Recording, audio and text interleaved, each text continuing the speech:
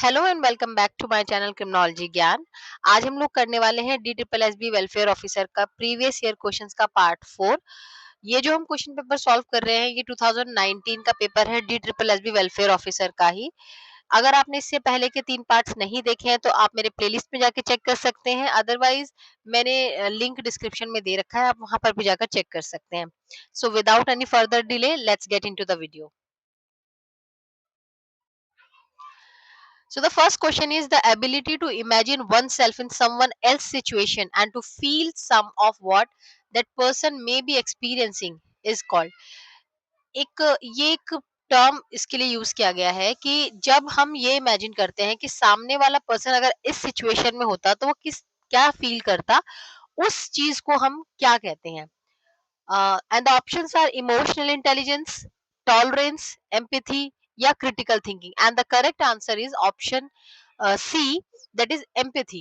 So empathy क्या होता है? Empathy is the ability to understand and share the emotion of others, see things from their point of view, and imagine yourself in their place. आप उनकी जगह पर अपने आप को रख कर देखते हैं कि अगर मैं इस सिचुएशन में होता तो मेरे क्या व्यूज होते हैं, मेरा क्या इमोशन होता, उस चीज को हम चेक करते हैं।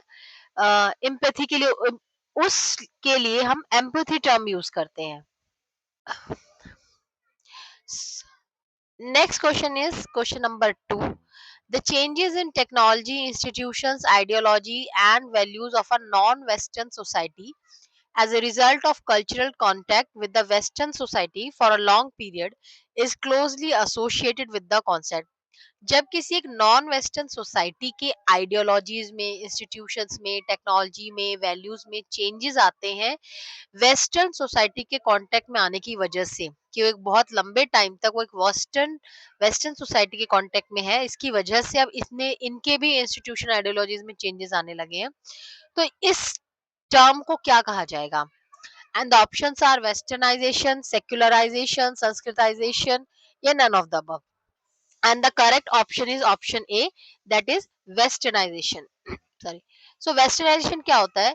जब वेस्टर्न यूरोप के जो प्रैक्टिसेस हैं या कल्चर्स हैं वो सोसाइटी अडॉप्ट करने लग जाती है, और वेदर थ्रू कंपल्शन या इन्फ्लुएंस कैसे भी कह लो, जब वो उनके कॉन्सेप्ट को, उनके कल्चर को, उनके प्रैक्टिसेस को एक्सेप्ट करने लग जाते हैं, दैट इज वेस्टर्नाइजेशन।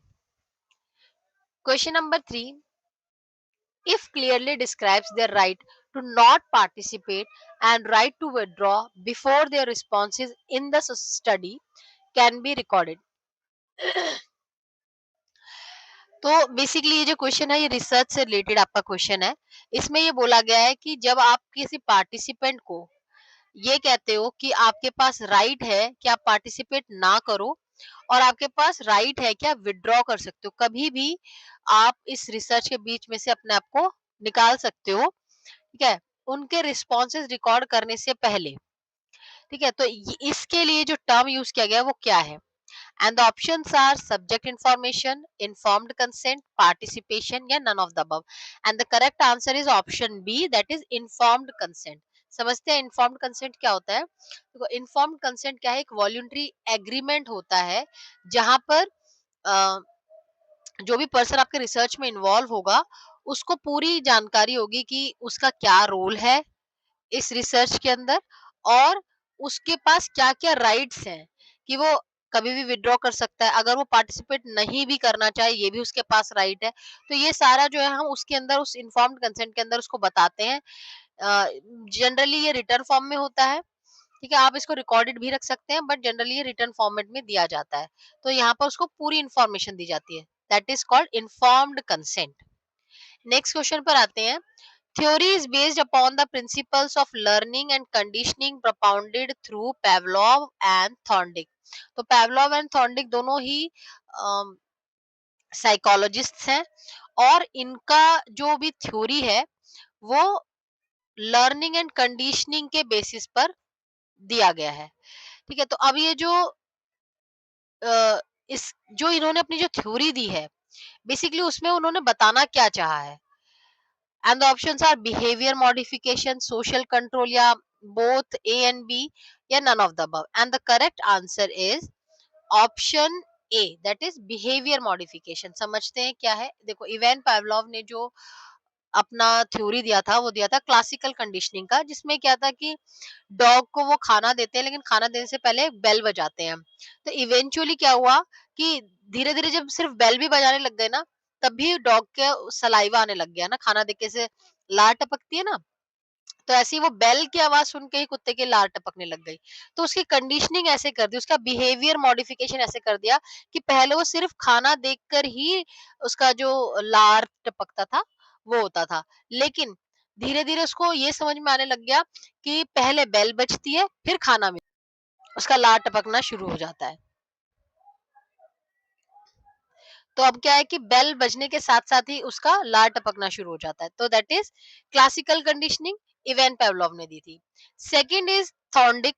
तो थॉर्नडिक का पजल बॉक्स था, जिसमें उन्होंने क्या करा था, बेसिकली एक बिल्ली को एक पजल बॉक्स के अंदर रखा और हर टाइम उसको क्या करा, तो जब पहली बार उसको रखा गया उस पजल बॉक्स के अंदर, तो उसको उस पजल बॉक्स से बाहर निकलने के लिए थोड़ा लंबा टाइम लग गया। फिर सेकंड टाइम उसी बिल्ली को उसी पजल बॉक्स में रखा गया, तो दोबारा बाहर निकलने में पहली बार से थोड़ा कम टाइम लगा। तो धीरे-धीरे, धीरे-धीरे करके क्या हुआ कि अब उस बिल्ली को समझ में आने लग गया कि मुझे इस तरीके से बाहर निकलना है। यानी कि अब उसके बिहेवियर में मॉडिफिकेशन कर दिया गया। सो यही उसके बारे में बताया गया था इस क्वेश्चन के अंदर। इस क्वेश्चन में यही पूछा गया है। Next question is who amongst the following is the author of the book human nature and the social order. इनमें से कौन जो है इस किताब के ऑथर हैं, that is human nature and the social order. And options are G H Mead, C H Cooley, Francis Abraham या J H Morgan. And the correct answer is option B, Charles Cooley. Next question पर आते हैं। It refers to the order by the court to be paid to the victims by the offenders. तो जब court offender को victim को पैसा देने के लिए कहती है, तो उसके लिए क्या टर्म यूज किया गया है। And the options are restitution, compensation या रेस्टिट्यूशन कंपनसेशन दोनों ही कहते हैं या फिर none of the above. And the correct answer is A, option A, restitution. Criminal cases में क्या होता है, रेस्टिट्यूशन में जो अमाउंट पे किया जाता है वो कंप्लीटली या फिर पार्शियली कंपनसेशन जो है क्रिमिनल को विक्टिम को देना पड़ता है। क्वेश्चन नंबर 7 देखते हैं क्या कहता है। Question number 7, identify the psychologist who called the adolescent stages as period of storm and stress. इनमें से कौन से साइकोलॉजिस्ट हैं जिन्होंने कहा कि जो एडोलेसेंट स्टेजेस होती हैं वो period of storm and stress, जो फ्रेज यूज किया गया है उसके एडोलेसेंट स्टेज के लिए यूज किया गया है। And the option are Lewis Terman, Arnold Gesell, Henry Goddard या फिर Stanley Hall. And the correct option is option number D, Stanley Hall. देखो हॉल का मानना था कि जो एडोलेसेंट का जो टाइम पीरियड होता है वो बहुत ही स्ट्रॉम और स्ट्रेस का होता है, जिसके अंदर आपके पेरेंट्स से आपके कॉन्फ्लिक्ट्स भी होते हैं, मूड डिसरप्शंस होता है, आपका रिस्क टेकिंग बिहेवियर हो जाता है, और इन्वायरमेंटल और बायोलॉजिकल फैक्टर्स दोनों ही रिस्पॉन्सिबल होते हैं इस तरीके के जो एडोलेसेंट टर्मोइल आपको फील होता है ना, कि किसी से भी झगड़ा कर रहे हैं, मूड डिसरप्शंस हो रहा है, रिस्क टेकिंग बिहेवियर, ये सारा जो है इसमें एनवायरमेंटल और बायोलॉजिकल फैक्टर दोनों ही इन्वॉल्व होते हैं। So the option D is correct answer. Next question, who said that in the process of westernization, its ramifications can be analyzed at different levels, such as primary westernization and cultural modernization, that is secondary westernization. किसने कहा था कि जो westernisation के process में को हम अलग अलग लेवल पर देख सकते हैं। प्राइमरी वेस्टर्नाइजेशन हो गया, सेकेंडरी वेस्टर्नाइजेशन हो गया, वेस्टर्नाइजेशन हो गया। And the options are M N Srinivas, Zetterbergs, Daniel Lerner और Yogendra Singh. And the correct option is option A, M N Srinivas. M N Srinivas जो क्या इंडियन सोशियोलॉजिस्ट है, उन्होंने बताया कि वेस्टर्नाइजेशन के 3 लेवल्स होते हैं, primary, secondary and tertiary. Next question is, it focuses primarily on crime and criminals in an effort to understand and explain behavior. कि मेनली क्राइम और क्रिमिनल के बिहेवियर को समझने के लिए कि क्यों इस पर्सन ने ये क्राइम किया है, उसको समझने के लिए हम इनमें से किस के मतलब इनमें से कौन सा टर्म जो है उसको जस्टिफाई करता है। And the options are criminal justice, criminology, juvenile justice या crime law. And the correct option is option number B, that is criminology. Question number 10 कहता है the theory was propounded through Helen Harris Perlman. इनमें से कौन सी theory है जो Helen Harris Perlman ने दी थी। And the options are social swap theory, social disorganization theory, problem solving theory या फील्ड थ्योरी। सो बेसिकली जो हेलेन हैरिस पर्लमैन है वो सोशल वर्क से रिलेटेड है, एंड जो इन्होंने थ्योरी दी थी that is option C, problem solving theory दी थी। तो हेलन हैरिस पर्लमैन का जो टाइम पीरियड रहा that is from 1906 to 2004। He was a social worker and educator, और उन्होंने सोशल वर्क का मॉडल दिया था, प्रॉब्लम सॉल्विंग मॉडल। अब मॉडल के अंदर क्या क्या चीजें, कुछ स्टेप्स थे, जैसे कि आप प्रॉब्लम को पहले आइडेंटिफाई करेंगे, उसके बाद एक प्लान बनाएंगे कि प्रॉब्लम को कैसे सॉल्व करेंगे, उसके बाद उस सॉल्यूशन में वो जो आपने प्लान बनाया है उसको इम्प्लीमेंट करेंगे। उसके बाद क्या होगा, नेक्स्ट स्टेप क्या है कि डिस्कस द इफेक्टिवनेस, कि वो जो आपने प्लान बनाया है, वो जो सॉल्यूशन आपने करा है उसका वो कितना इफेक्टिव है, and then adjusting it as needed. तो जब आप उसको प्रैक्टिकली इम्प्लाई करेंगे तो कुछ एडजस्टमेंट्स जो है वो करनी पड़ेंगी, तो उसको फिर फाइनली एडजस्ट करते हैं as per the requirement. Next question is Talcott Parsons theory of functional prerequisites includes the following. जो टेलकट पार्सन्स की थ्योरी थी फंक्शनल प्रीरिक्विजिट्स की, इनमें से क्या क्या चीज उसके अंदर इंक्लूड होती है, and the options are adaptation, assimilation, acculturation and goal attainment. Option B is adaptation, goal attainment, integration and pattern maintenance. Option C is adaptation, differentiation, integration and assimilation. Option D is adaptation, goal attainment, equilibrium and pattern maintenance. And the correct option is option number है आपका B, that is adaptation, goal attainment, integration and pattern maintenance. ठीक है। तो देखो functional प्रीरिक्विजिट्स क्या होते हैं कि किसी भी इंडिविजुअल को जीने के लिए, मतलब पॉवर्टी लाइन से हो थोड़ा ऊपर जीने के लिए जो बेसिक नीड्स की जरूरत होती है वो आपके फंक्शनल प्रीरिक्विजिट्स होते हैं। तो पार्सन के अकॉर्डिंग एक सक्सेसफुल सोशल सिस्टम में ये चार फंक्शनल प्रीरिक्विजिट्स होते हैं: adaptation, goal attainment, integration and pattern maintenance. Next question is key priority area in the national policy for children, कि जो नेशनल पॉलिसी फॉर चिल्ड्रन आया था उसमें किस किस एरिया पर फोकस किया गया था, and the option are survival, health and nutrition, education and development, protection या all of the above. And the correct answer is option number D, that is all of the above. ठीक है। So national policy for children 2013 में आई थी, जिसके अंदर policies बनाई गई थी जो कि बच्चों के लिए, बच्चों के वेलफेयर के लिए, बच्चों के राइट्स के लिए ये पॉलिसीज बनाई गई थी। Next question is the first and most important step in an interview. तो अगेन ये जो क्वेश्चन है ये मेनली रिसर्च से रिलेटेड है, कि जब भी आप इंटरव्यू कंडक्ट कराते हैं तो सबसे पहला और सबसे इम्पोर्टेंट जो स्टेप है वो क्या है, and the options are selective listening, establishing rapport, option C is asking questions, और D focus on solution. And the correct option is option number B, that is establishing rapport. देखो क्या होता है कि जब भी आप रेपो बिल्ड करते हैं तो एक इंटरव्यूअर और इंटरव्यू के बीच में एक ट्रस्ट बिल्ड होता है, एक म्यूचुअल अंडरस्टैंडिंग बिल्ड होती है, एक शेयर्ड एम्पैथी बिल्ड होता है, जहां पर आपको फिर क्या है, जो रिस्पॉन्सेज आपको मिलेंगे वो ऑनेस्ट आंसर मिलेंगे, जो कि बेसिकली आपके रिसर्च का जो मेन मोटिव होगा वो यही है ना, कि आप सही आंसर्स लेकर आए, सही जो रिस्पॉन्सेज है वो लेकर आए। तो वो आपको कब मिलेगा, जब आप रेपो बिल्ड करने में कामयाब होंगे। Next question is who amongst the following is the author of the book Religion and Society among the Kurds of South India? इनमें से Religion and Society among the Kurds of South India, इन इस book के author कौन है? And the options are Andre Betrell, M.N. Srinivas, Louis Dumont, T.K. Uman. And the correct option is M.N. Srinivas, option number B. इसमें इन्होंने क्या बताया कि जो साउथ इंडिया में जो कुर्ग्स हैं उनके जो रिलीजन और रिलीजियस प्रैक्टिसेस के बारे में इस किताब के अंदर मेंशन्ड है। Next question is a group of women in slums who want to know in relation to the reproductive and child health is an example of, कि एक स्लम में एक ग्रुप ऑफ वुमेन है जो कि रिप्रोडक्शन के बारे में जानना चाहती है, चाइल्ड हेल्थ के बारे में जानना चाहती है, तो ये किसका एग्जांपल है? Support group, educational group, growth group या socialization group? And the correct answer is B, educational group. Next question is the play stage in Mead's theory refers to stage of imitative acts assuming various role of significant others, developing capacity to take the role of others या none of the above। देखिए मीड्स ने theory दी थी, ठीक है, जिसके अंदर उन्होंने बेसिकली 3 स्टेजेस के बारे में बात करी, तो इसका जो करेक्ट आंसर है वो है option number B, assuming various roles of significant others।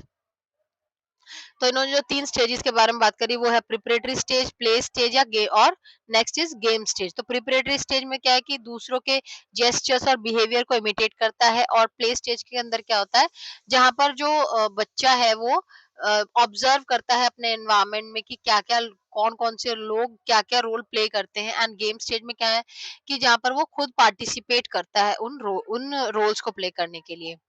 Next question is question number 17. The Protection of Children from Sexual Offense, that is POXO Act, was enacted in the year. POXO Act कौन से year में enact हुआ था? And the options are 2010, 2011, 2012 or 2013. And the correct answer is option number C, that is 2012.